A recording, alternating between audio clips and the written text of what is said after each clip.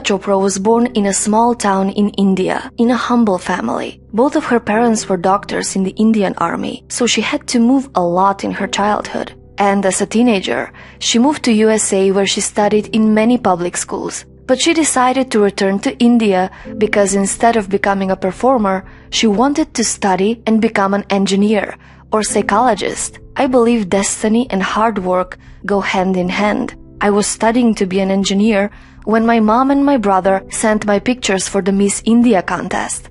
I didn't even know about it. If that isn't destiny, what is? She was selected to represent India at the Miss World pageant, where she was crowned Miss World 2000. And after winning the beauty pageant, she dropped out of college to become an actress. I feel that I'm Destiny's favorite child. I have made sure that whatever opportunity comes my way, I give my heart and my soul to it. So the credit of my work goes only and solely to me.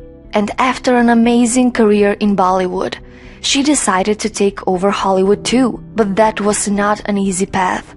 Her success story is filled with failures and setbacks.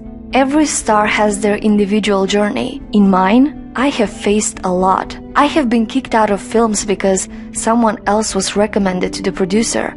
I cried and got over it. Eventually, those who are meant to be success stories become that, despite all hindrances. Even though she's former Miss World and an international star, Priyanka Chopra still hasn't escaped the tendency to be rejected for roles because of her race and skin tone. It happened last year. I was out for a movie and somebody called one of my agents and said, "She's the wrong physicality." So in my defense as an actor, I'm like, do I need to be skinnier? Do I need to get in shape? Do I need to have abs? Like, what does wrong physicality mean? And then my agent broke it down for me.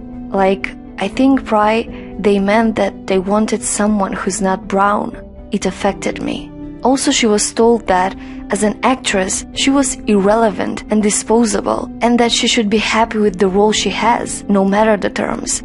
Like a producer, director, for example, early in my career, I must have been about 18 or 19, telling me that if I didn't agree to the ridiculous terms or painfully low salary in his movie, that he would just replace me, because girls are replaceable in the entertainment business. That was a memorable one, made me decide to make myself irreplaceable. In one of her best motivational speeches, she inspired our hearts and made us love and respect her even more. I want you to aim higher, because you know you can, and it's honestly all I did.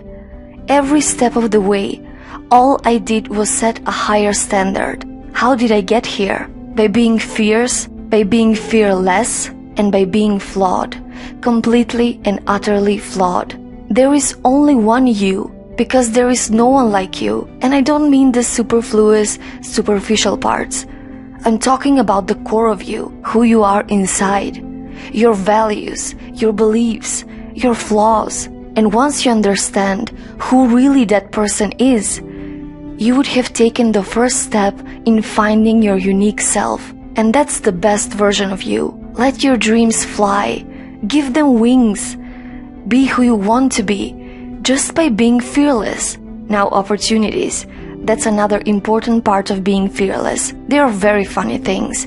These opportunities, they don't come very often. They come far and few in between. But when they do we recognize them? Our job is to recognize them and make the most of them. I look back on all the things that I have done and the marvel of the opportunities that came my way. Miss India, Miss World, when I was in Bareilly in army school, my first film offer, my first music single, the first film I actually produced.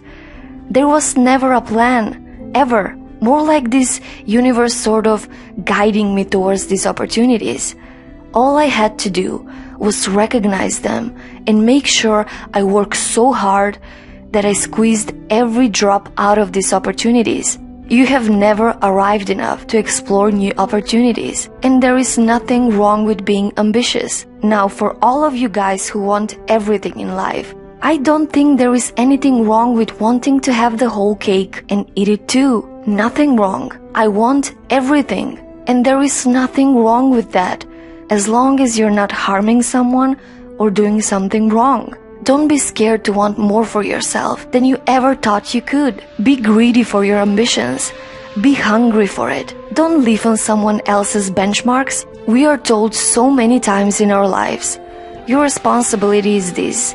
This is who you should be. Who can tell you who you should be?